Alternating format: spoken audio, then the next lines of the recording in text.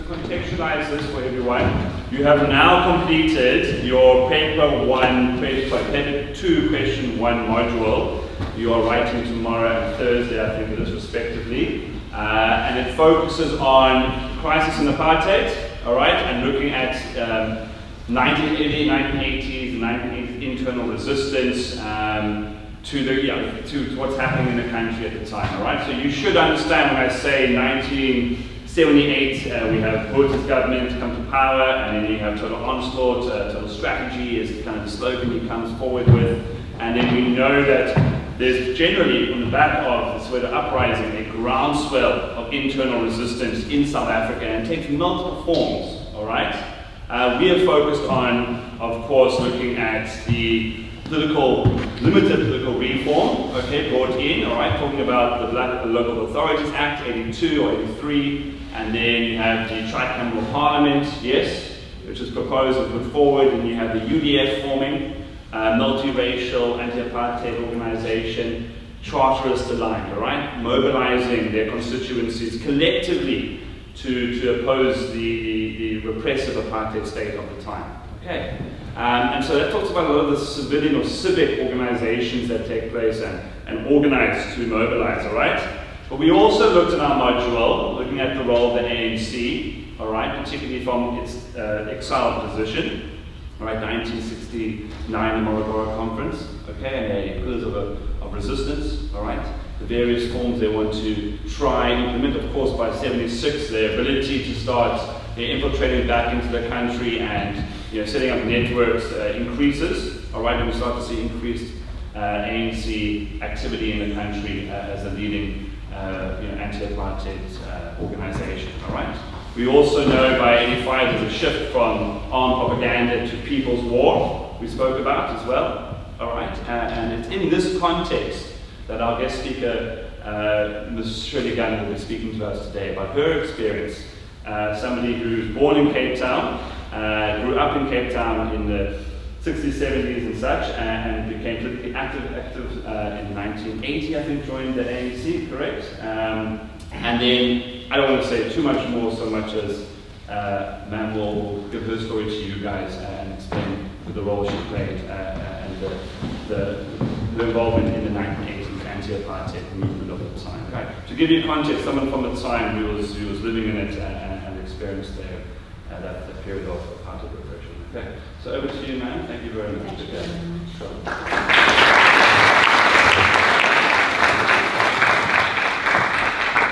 I just have to disclose that I'm not 100%, and I don't know why. I'm not feeling 100% well. And it might even be the addition of this topic. I think the period of our struggle in the 80s was incredibly intense. And it wore us thin. And we were battle-worn, and maybe still are.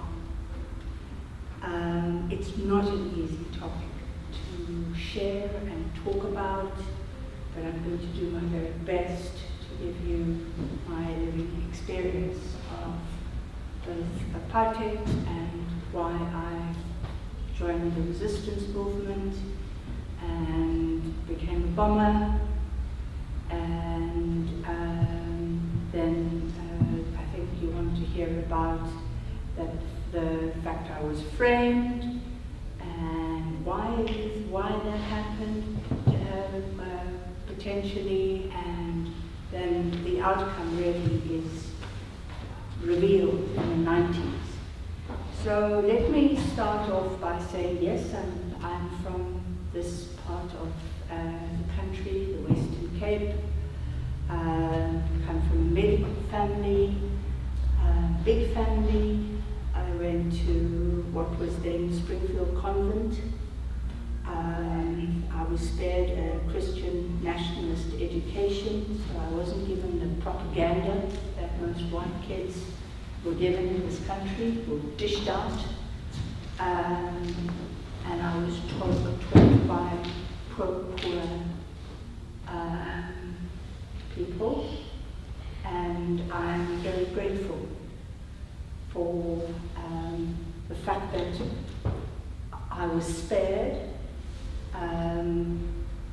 Christian national education, and I was nurtured by good people who actually encouraged activism. So when I left the school, end of whatever year it was, in the 70s, early 70s,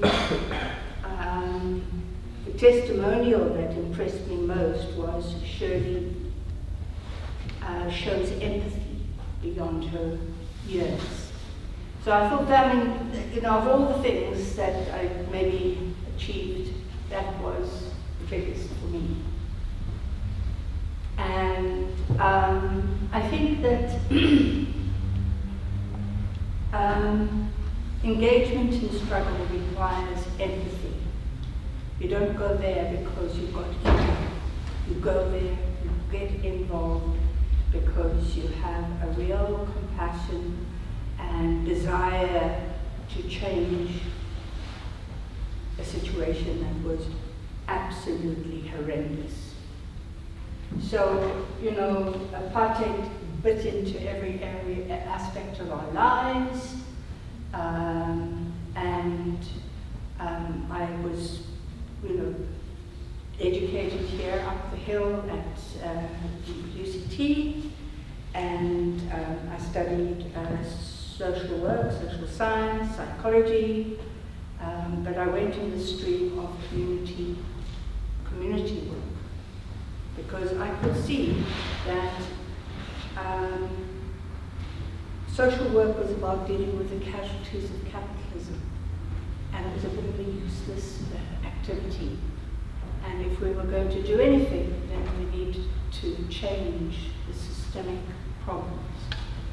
So I'm glad for the course I took, the direction I took, although the theory was Western and irrelevant. I had to really think theory on my feet. And I was one of the very few people that went in that direction. Counseling was much more a favored destination. And so in some regard, I think I still do that work to this day, even through my years in Ponto Spain. So you can decide as you whether you want to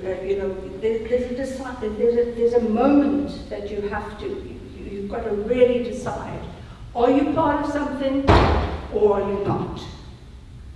And I was not going to be a part of apartheid. I didn't want anything to do with it. And I was going to do everything with everyone else to bring it down.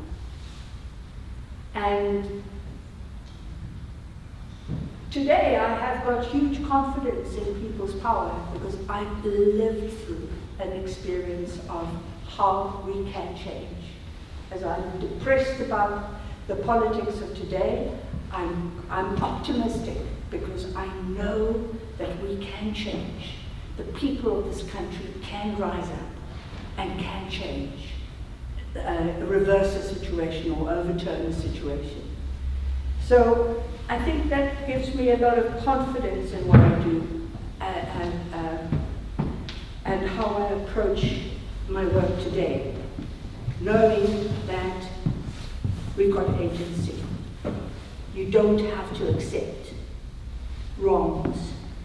You have to stand up if you've got a conscience. You've got to do something. You've got to play your part to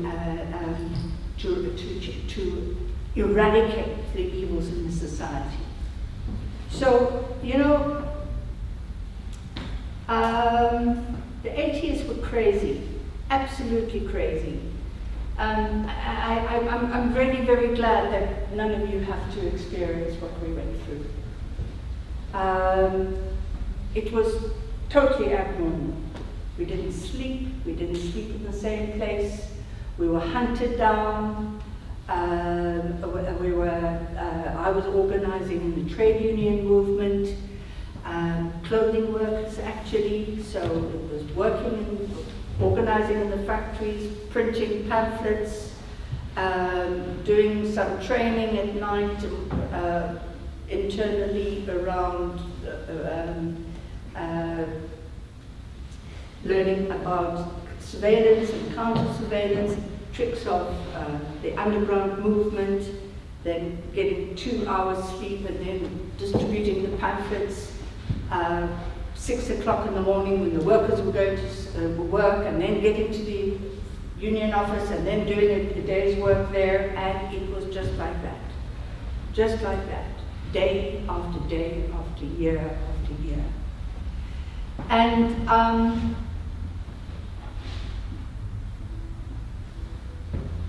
it required that level of intense work. And we were a lot of people that made it happen. Not one person can claim any particular advantage or maybe merit for their great efforts. It was a collective effort. It was absolutely a collective effort. You know, the factories in Epping the machines came to a standstill on the hour because the news was broadcast on the radio, and the workers were very concerned about their kids who were organizing and were not in school because school had been, classes had been dismissed by Ibrahim Carter, and so there was just protest, and the kids were on the street and barricades, and parents were wanting to know who's now being shot, who's being detained, who's being arrested. It was just mayhem, absolute mayhem. And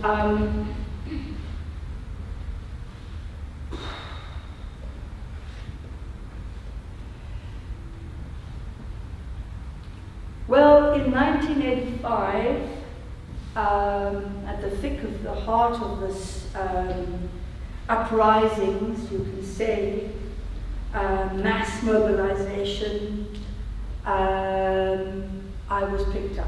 I was staying in Belgravia, and I was arrested. So I was trade unionist then.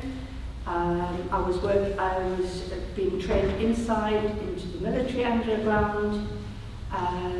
Had been involved in political underground work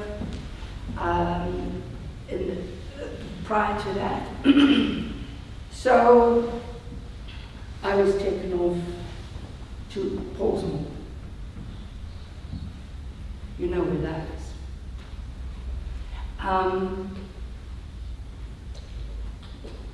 There were, this entire section, F section, was emptied out. There were 2 of us in it. I didn't know who else was in this prison. On the other side, there was one other woman, because I knew that her clothing was on the washing line. I got a sense from her voice, sometimes she sang, that it could have been Mildred Lucia, but then she was gone. And I was the only one in the section. Now, when you're the only one in a section, you are incredibly vulnerable. So you were watched 24/7. They pressurize you, interrogated every other day, either in the major's office or in Caledon Square. But on the road from Portsmouth to Caledon Square, that was my cue, because there were posters on the poles. And then there was state of emergency. So I could think, oh, that makes sense. I was inside prison, so I was in isolation. I didn't have access to news, didn't have access to newspapers, had only a Bible. In fact, I wanted a Quran. They insisted I must take a Bible. And that was my little cue along the way to understand what was going on, the context outside of being in isolation.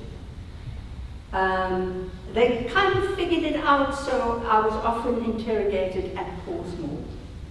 But that was a horrible form of torture. Isolation is, though, can break a person. It didn't break me. They, in fact, insisted that I write a statement, and I refused, but then one day I thought, no, I can do with a piece of paper and a pencil or pen. Let me accept this. And so I drew pictures of the cell. A very nice one of the toilet part and the windows and the bars and the thing and the bed. But they thought it was the groot ontsnap, the great escape, that I was trying to send this out to somebody outside. So they were very mad, absolutely furious. I wonder if those drawings, because I had a lot of time to do them, are still in a folder somewhere. I think I should try and get it back from the security police. So anyway, it was a long time that I spent in solitary confinement. When I came out the next year, towards the end of 1985, beginning of 1986, I was just totally chased, followed, blatantly intimidated. They would follow me without the lights on, and then they put the lights on bright behind me. Just totally intimidating. And so eventually I felt, no, this is not what I can be more productive than this. I achieved what I wanted to achieve at Cape Underwear, where I was working. We managed to get a wage increase across the industry. From one factory, we got a wage increase across the country. I thought, good time, let me leave. And I left the country in a truck with cabbages, and it was quite a big operation actually to get out of the country. So I went by Botswana and eventually on a dinghy over the Zambezi into Zambia, and eventually I got my instruction in Zambia from Kasani, and I went to Cuba and did a course in intelligence. I think because I was fresh from home and I knew the surveillance techniques of the security police, it was going to be quite useful for me both to share with the Cubans what my experiences were and to zoom up my counterintelligence technique. So I did that course. It was really good. I really appreciated it. I liked underground photography most, where you conceal your camera completely and utterly. No, you can't be seen with it, but you are taking photographs of, potentially installations. So there was a lot of techniques I learned that I applied as well. And I came back to Angola after that stint in Cuba. This is now 87, early 87, and I trained in a camp in Angola. I was one of 5 women, about 80 of us. So you are one white person, you stick out. So I was trained at my own pace. I had a separate class. I was in and out as fast as possible. So you do all the basics, like engineering, military engineering, firearms, MCW, military combat work, politics, very important. And then I was able to come back. I was not in exile, wasn't my attitude. I was in transit. I came from inside and I was going back inside the country. So a lot of people got very stuck in exile. And it was a very isolated place, actually, when you knew that there was this mass insurrection happening in the country and you stuck out in exile. So I was only there, always on the, to upgrade my skills and to come back. And so that's what I did. We started the Ashley Creole detachment. Soon after Ashley was killed, murdered. Of course I knew him. And we were very successful in the work we did. But we didn't train people outside. We didn't send many people outside for training because it was exposure. We trained people inside.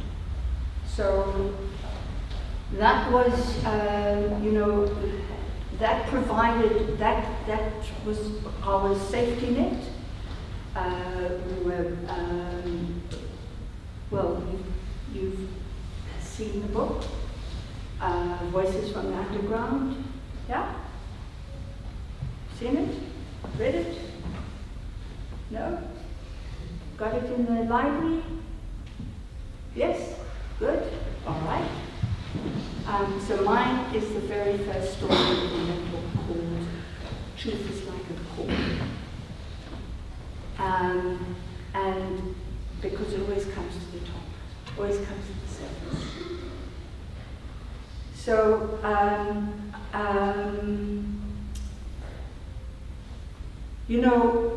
we were not, we worked in a way that we were guided by the politics of the day.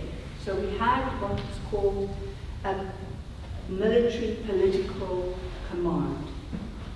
And we were, because we were in the underground, and this doesn't mean literally that you're in the underground, but it does mean that you do not lead a normal life.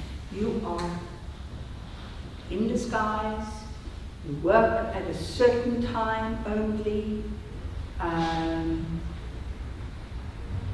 you're connecting with on telephones, public telephones. That's your main thread of, I must have known about 20 different numbers at any particular point because of the range of people that I was communicating with, all on public telephones.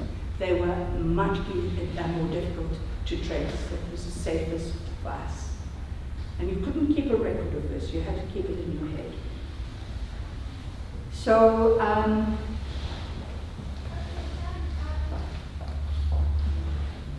yeah, it was crazy, and our work in the underground was about how it was really entrenching ourselves,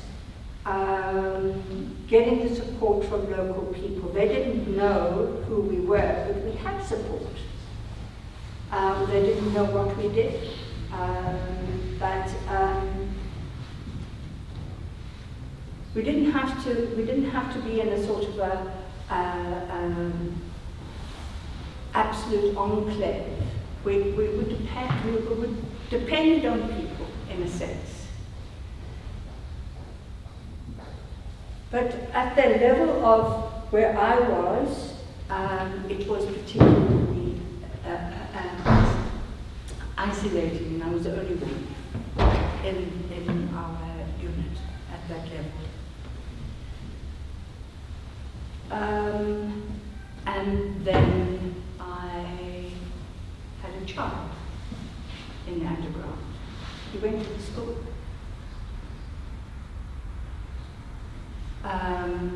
His name was Harun.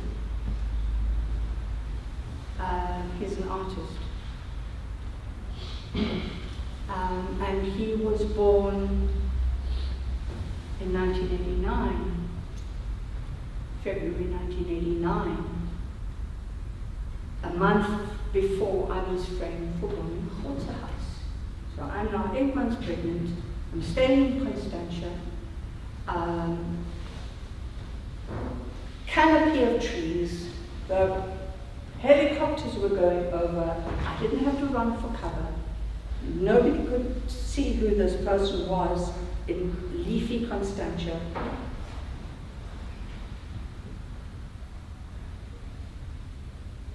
But it was an absolute shock, because why would the security police frame me for bombing Grote Huis?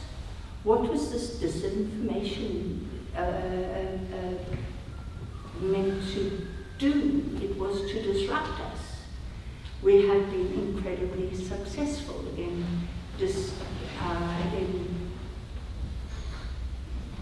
hitting the courts and police stations, and railway lines, and various other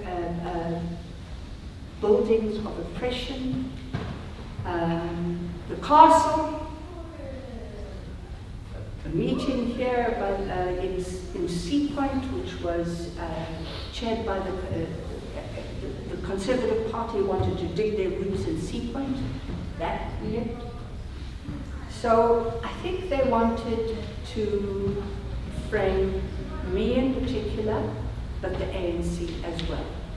Now, discredit. So it was a great shock, and we had to then dig much deeper, and it was only in the 1990s when I decided, yes, I think I am going to go to the TRC. Not many people from the liberation struggle did go to the TRC. In fact, I think the problem is that the ANC actually did not cooperate with the TRC, and that is a problem to this day, because there was even political interference with the cases that should have been dealt with by the National Prosecuting Authority, but interfered by Thabo Mbeki, his administration in 2003 onwards. So that's why we are only getting to the unraveling of the deaths of people in detention very much right now. Just the other day we got the outcome of Neil Aggart's killing. He was tortured to a pulp, and he didn't kill himself with his scarf. He didn't. He was hung there on the bars by the police, not in a way that would have killed him the way he was hanging on the bars.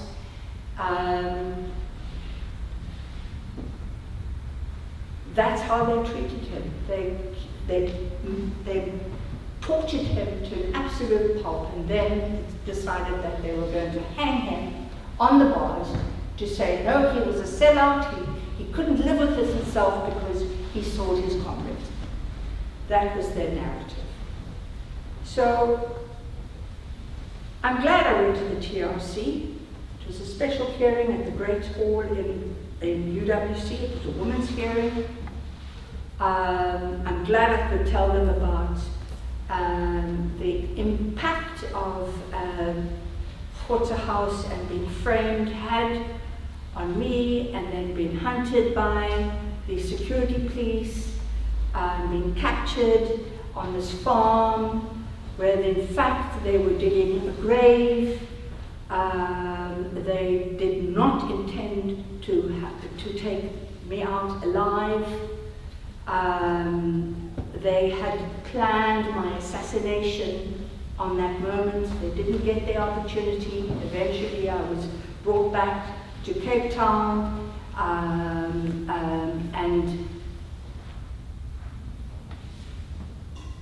stayed in detention again for quite a long time, this time with Haroon.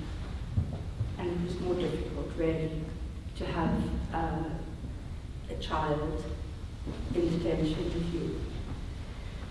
So now,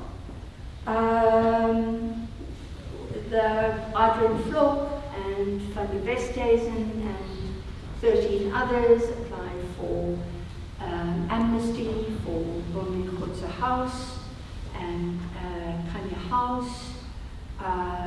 They sat there facing the commissioners with all the cops had legal representation. The room was full of black suited lawyers with their tashi bags, and on the side I was sitting on the side with the worker who fell through the basement floor, and he had a brace on his neck. And now those hearings should have been more centered around victims, and they weren't. They were run by judges, the amnesty hearings run by judges, and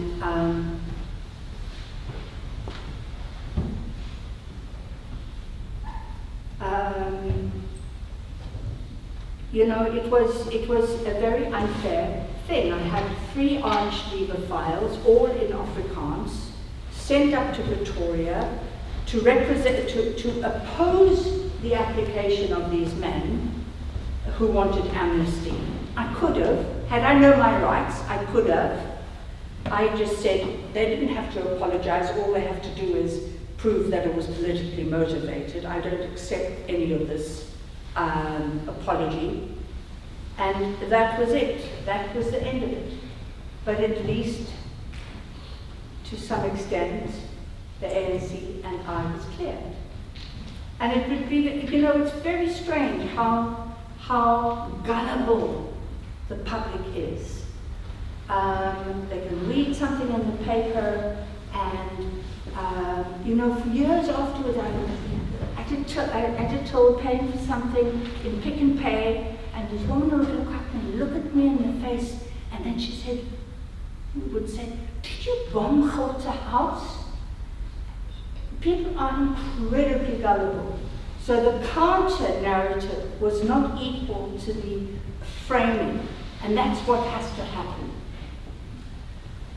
So that's why, you know, we also wrote the book,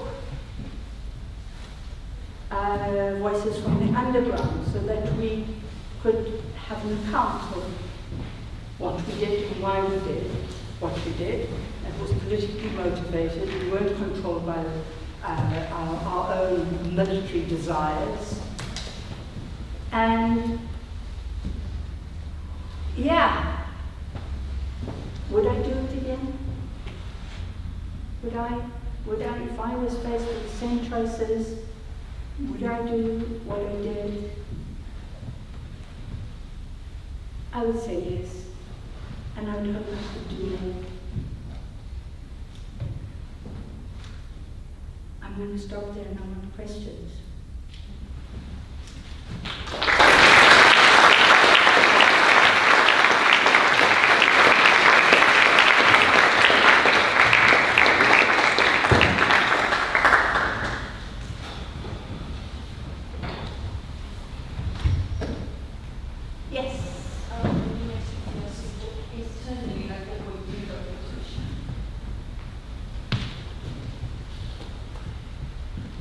set the record straight.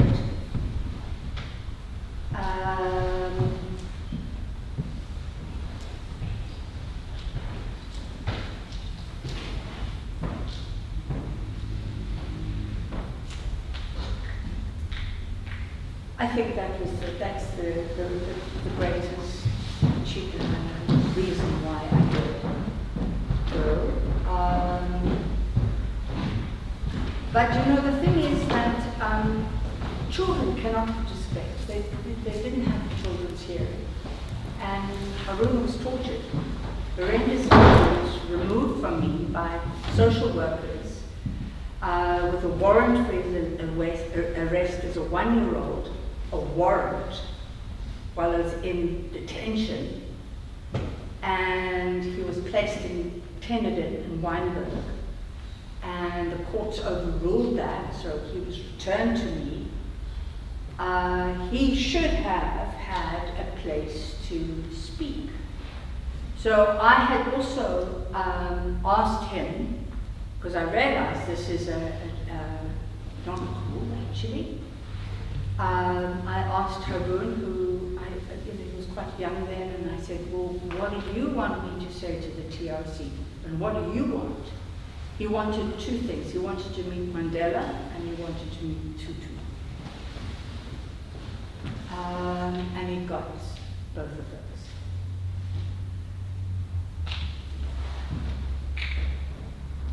But I think also it's the public record, you know, not the personal record, settling a score, but it's being part of the public record that I'm glad that I participated in. Okay, here. What else do you learn if you were academic skills to use?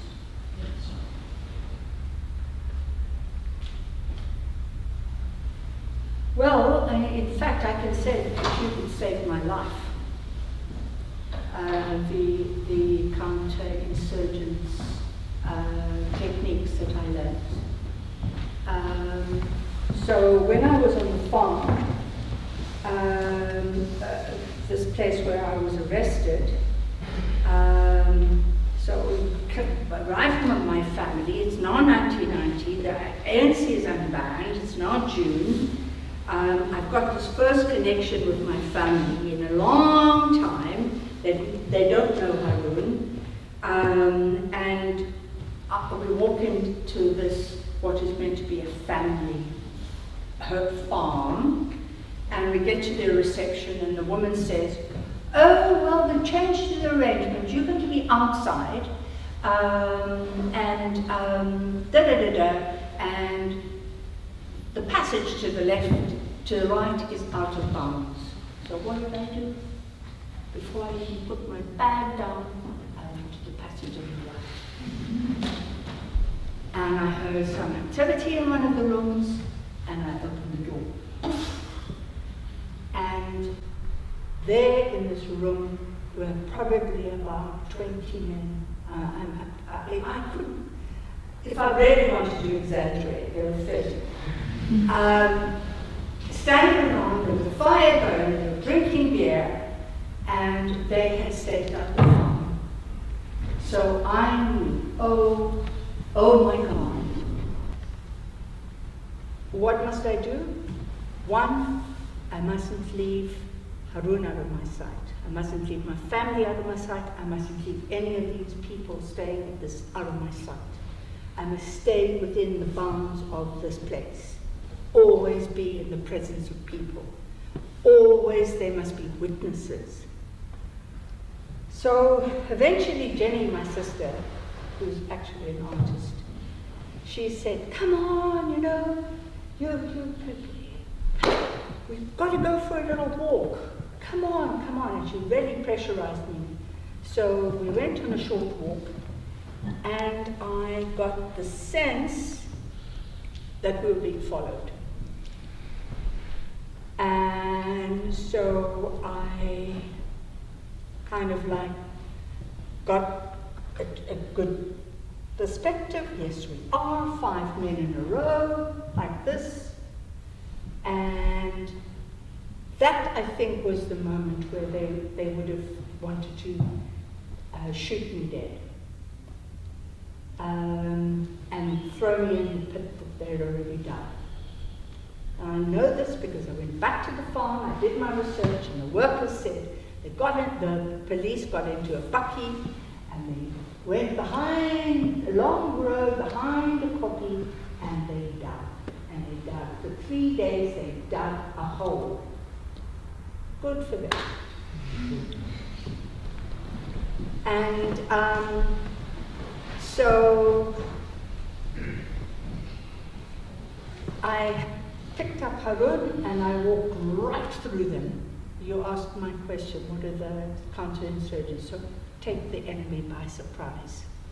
They did not think that I would walk to them. And you've got to just think on your feet, you know, fast and furiously. And so they were just totally taken aback. My sister was shocked. And her little boys were there too. And it was immediately after that that I was arrested inside the building. That was their last moment.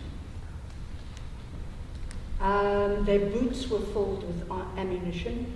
There was not enough place for my bag. They had, you know, these heavy metal crates. So they were armed to the hilt. I think I've answered your question. I was just wondering, do you know how long your initial period of detention was in solitary confinement?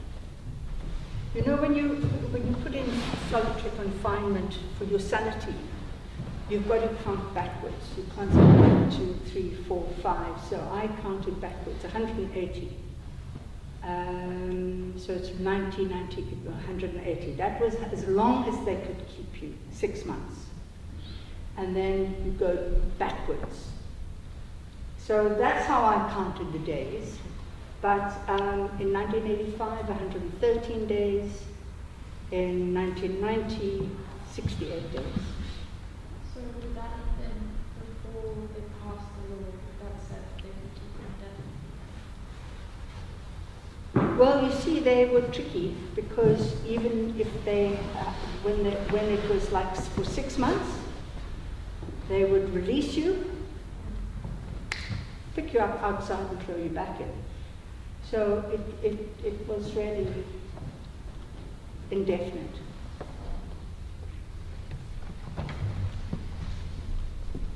Must be. Yes.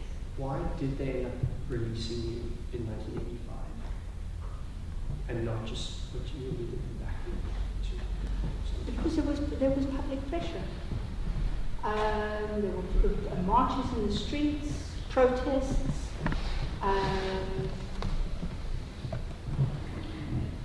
The lawyers were actually busy. Esther Musa and Associates, our lawyers, with my mum, were trying to take a legal step because it was the longest white woman in detention at the time. So they were bound, they had to make a decision. And so they had to come up with a charge list. And so eventually, when I was told one day in Portsmouth prison, pack up, you're going to, you know, you're going to be, you know, sent to the court now. And they read the charges in the major's office to me. I thought, what a victory. What an absolute, don't show it to them. Don't let them know that this is a great victory for you.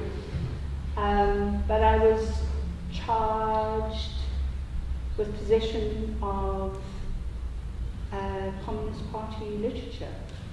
That's all they could pin on me after so long, because I didn't cooperate. And how did I stay sane? That's another thing. But I got off. that charge. Later, I was charged with Makarov pistol, which I got off. Was joining MK like a direct result of your work with the unions? And also, what was your main role with them? Well, I was a commander. Well, co-commander. I think we liked a more flattened approach to the way we did things. So I was part of the command that discussed about what operations we would do and who would implement them, and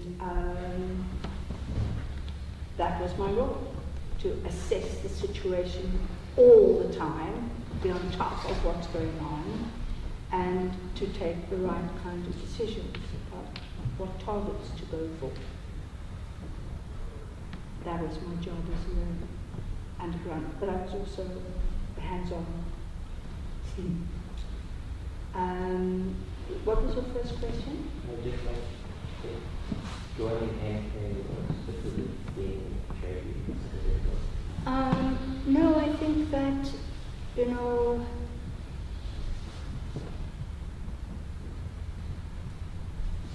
there weren't many people in MK. It was a small layer of people that went in that direction. First I was in the political underground, and then in the military underground.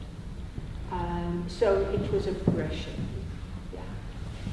I went into MK literally because my political underground work was also compromised, very, very awkward and difficult because of the amount of surveillance that I was subjected to. I don't know if you know much about our curriculum, but what do you think is an event or a thing that most people don't know is the most important to sort of provide against part? I've looked at, presentation notes that you're given. You are really very fortunate. You've got a ton of information. I don't think there's, often it's like that is the key moment. I think it was a crescendo. There were so many key moments that all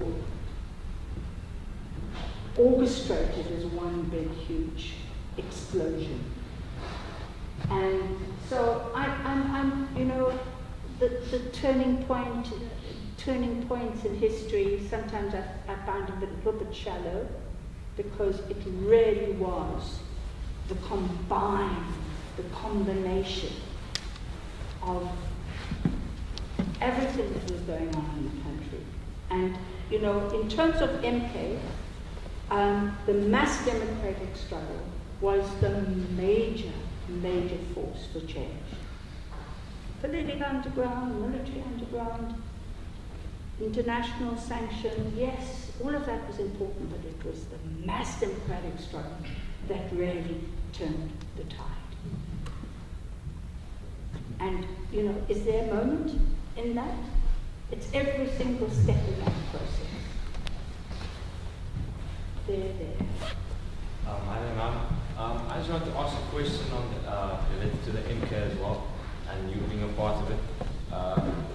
How was it like being part of the MK, like as a white woman as well? Because I don't know, when I think of MK, maybe a stereotype, but I think of like mini militia of like black men.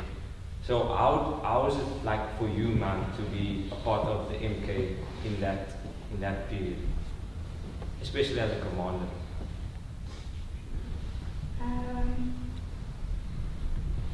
Well, firstly, I was very good at what I did. I'm very good at military engineering. Firearms. And I worked with a variety of firearms.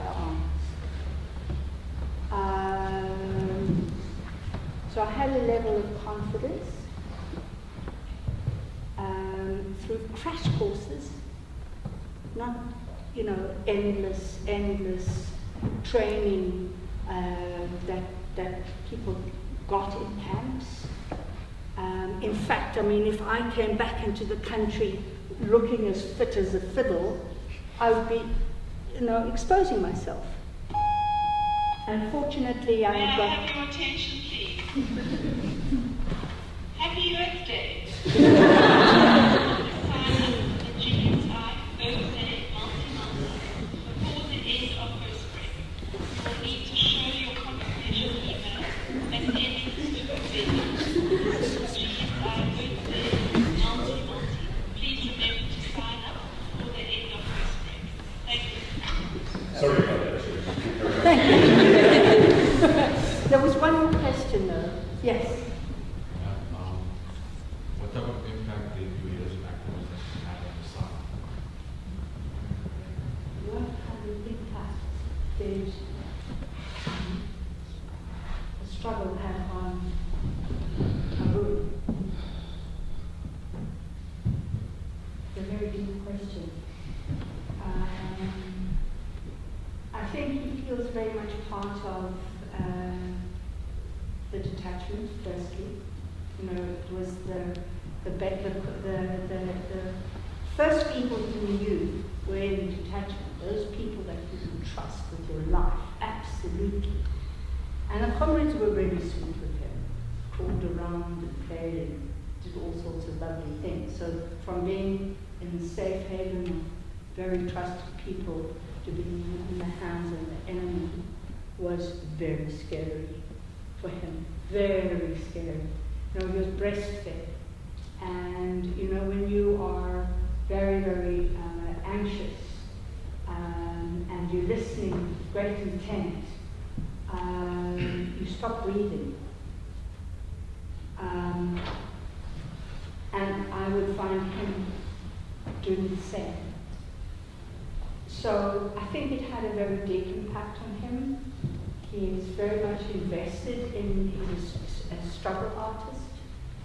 So he's taken on the struggle in his own way, and he's been successful.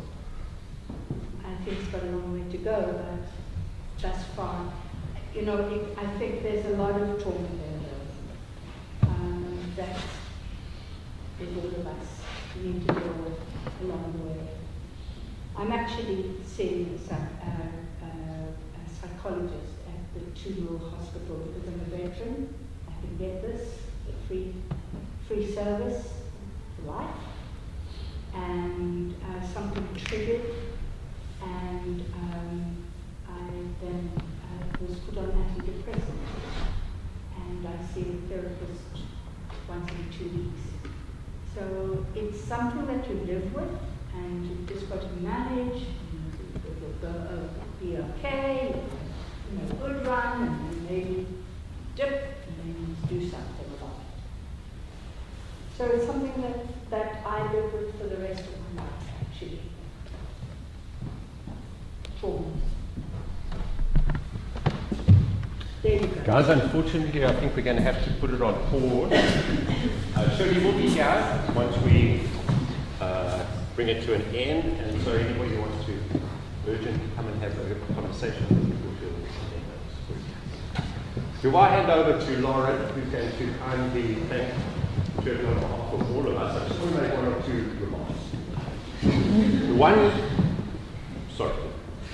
The one is that, first of all, to thank you for the extreme privilege of having you come and speak based on the topic, the theme of Voices from the Underground. But it's also important for all of us to make sure that we are hearing the voices from the past as well. And you'll recall at the start of Shirley's input, talked about when confronted with injustice, it's incumbent on all of us in terms of activism. Do something. Don't watch it passing by. That we take hold of that. But Shirley also mentioned Now, the difficulty in terms of speaking about this period of the 1980s, and we've all got to be aware in terms of what they refer to as transgenerational trauma. So even when Shirley is mentioning now, in terms of the impact on the room and the path which he has gone down as well, the impact on a person like Shirley, in terms of sharing with you, that seeing a psychologist even today, there are so many wounds in our society where so many people are traumatized about the past. But that is why we have to engage to understand the past. Laura, over to you. So that's not my line, but thank you. Matt, I just want to say on behalf of Westford, thank you so much for taking the time out of your day to come speak to us, especially as you mentioned, such a challenging, hard time for you and for all the people fighting against apartheid. I just think that your mention of the power of people's power and your motivation to resist such oppressive systems of government, especially as you said, you're either in it or you're not in it, I think is really, really important. And I just want to say thank you. At least for me, it really has deepened my understanding. I think actually hearing someone speak about it is a lot better and more beneficial than just reading off some slides. So I just want to say thank you so much.